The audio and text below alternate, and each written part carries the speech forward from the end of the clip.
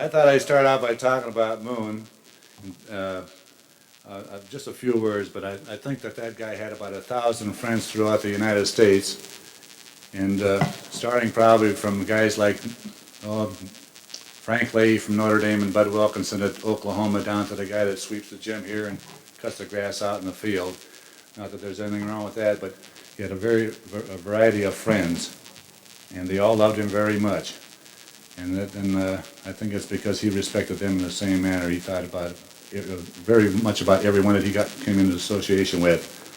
He was a great husband and a great father and a great coach and a great athletic director. He was a counselor and a confessor and an advisor and a friend. Mainly a friend to each one of us guys on the football team.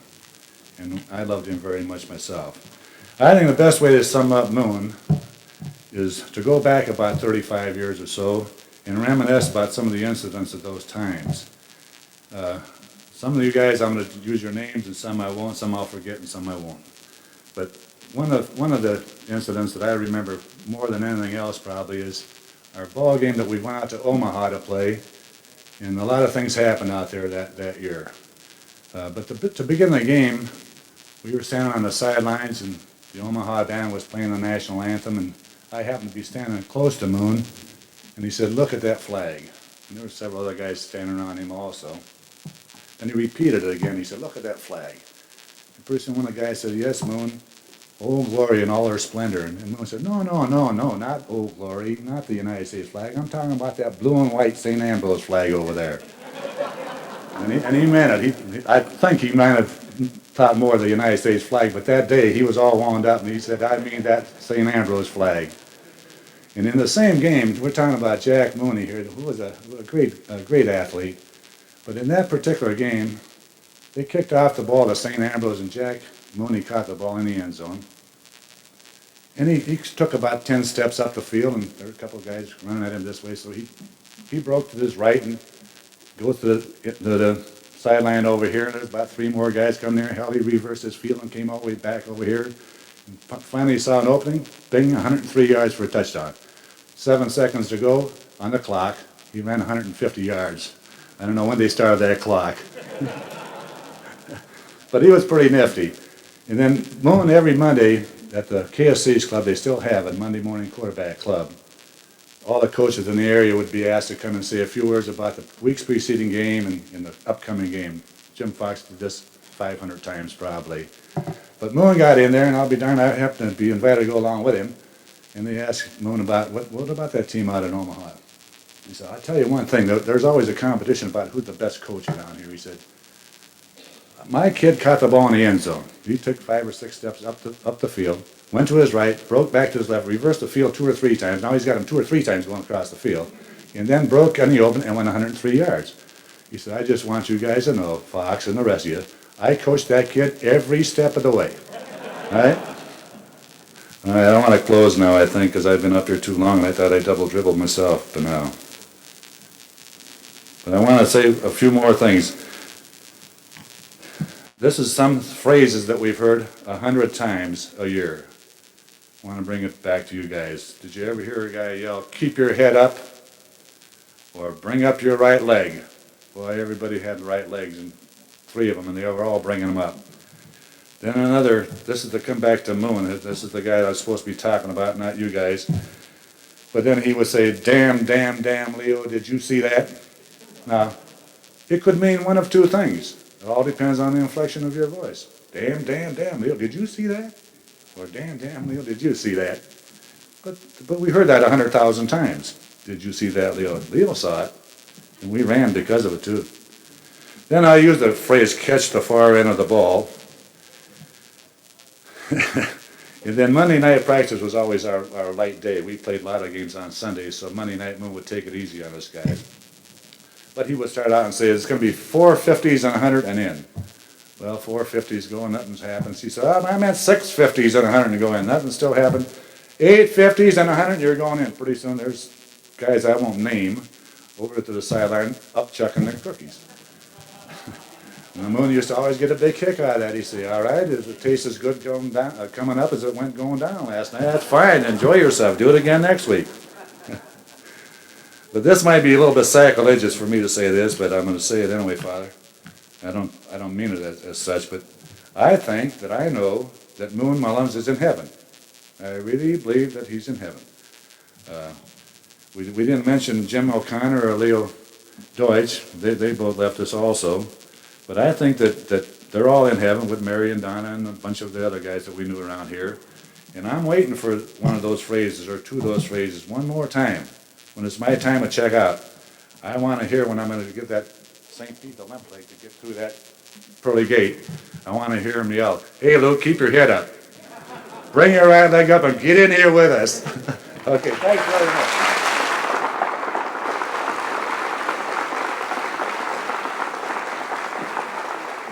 I'd like to think that you would be able to help us to identify the student athlete in your area.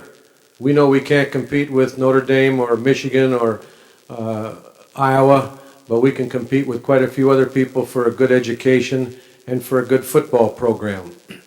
I too saw Moon Mullins teams play, and it's rather interesting to me that one of the nonfiction books that's been most popular this past summer was A Search for Excellence that some of you may have read, and it was compiled, the data was compiled by, I think her name was Peters and Waterman, and they searched out to find out why certain corporations were successful. And this will bring back many of the things that Moon told to you and many of other people that have played other coaches. They found there was a common denominator, 3 different things that all the successful ones had: a commitment, enthusiasm, sticking to basics. You tell me, you show me a good team, you show me any good athletic program that doesn't have those 3 things. I certainly want to encourage you, alumni, the 49ers, to enjoy yourself. We love having you here, and anytime that you have anything, any suggestions on any student athletes that you think would help our program, be sure and let me know. Thank you.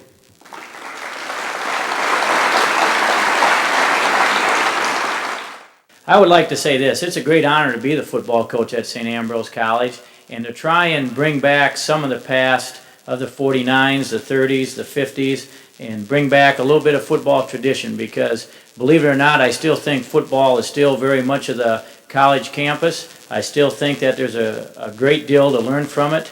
I think our young men that have stuck with our program through thick and thin are going to be better young men because of it. And I still think football is still the American way. And I think our young men are going to learn from the people that are here tonight: presidents of companies, physical education teachers in college, politicians, things like that. And that's what we hope our football players will become: the All-Americans, the undefeated seasons. Those things are all great, but I hope our young men will learn something, that there's more in life than being successful. We have a big game coming up tomorrow, and it's kind of hard, because if you know anything about our football program, I've told our kids all along, we're a blue-collar football team. We have no stars. We do not have great individuals. We do not have kids that run the 107 flat, whatever that was, Luke, that you had that guy running in. But we do have a bunch of young men that when they play up to their ability, they're an outstanding football team. They're a fun bunch to coach. I enjoyed every minute with them, and they're hard workers, and they have a good time after practice is over and on Saturday nights, but on Mondays they're always ready to work. And we have a few of those guys that have to upchuck a little bit and do some of those things too. But they're a fine group, and I really believe this. Tomorrow afternoon, I think you'll be treated to a football game the way you would like to see St. Ambrose College play a football game. Thank you very much. Don Duty told me a little while ago in there that he would like to buy everybody a beer after this get-together, but he said we'd have to drive to Elsip, Illinois. That's about 200 miles. You did a great job, Luke. You were one hell of a great man and athlete, and I'm deeply honored that I was associated with you. And you talked about Jack Mooney in that Omaha game. I won't talk about he got injured, and I remember something that's just imprinted in my mind, but you remember that, don't you, Joe? And also the dude scored 5 touchdowns. And he was in the hospital. What was wrong, Dad? Leo was our barber. I don't think anybody knows that. Leo was our barber at Davis Hall. Do you remember that, Russ Grundy? And we used to cut hair, and I asked Leo one time, I says, Leo, there's a market down at the barracks. Could you help me out? Like, give me some of your equipment and help me? And he says, sure, Ed.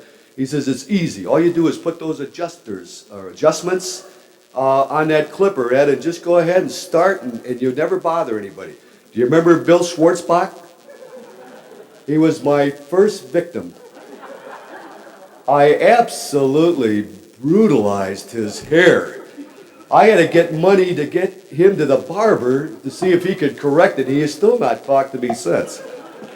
And Leo forgot to tell me about those adjustments, that you have to be a little careful, because he had black hair and he had big splotches all over. You remember that, Leo? That's a true story, folks. I came here in '47. My late brother Mike preceded me. He had to intercede to the St. Ambrose College officials to help me get in because I didn't establish any academic records at De La Salle High School. I forgot about that. I just loved playing football and basketball and track and everything. And fortunately, they gave me the chance. And there's no way that I can tell these folks how I feel about this college. I love it. I love the people here. And you folks that are doing so well right now, you hang in there and you get out there tomorrow and you surpass all of what we did in 49, 50, all the previous years, and you make your own imprints. And hopefully, like somebody said, someday you can come back here and be so totally rewarded like we are, okay? Thank you. God bless you.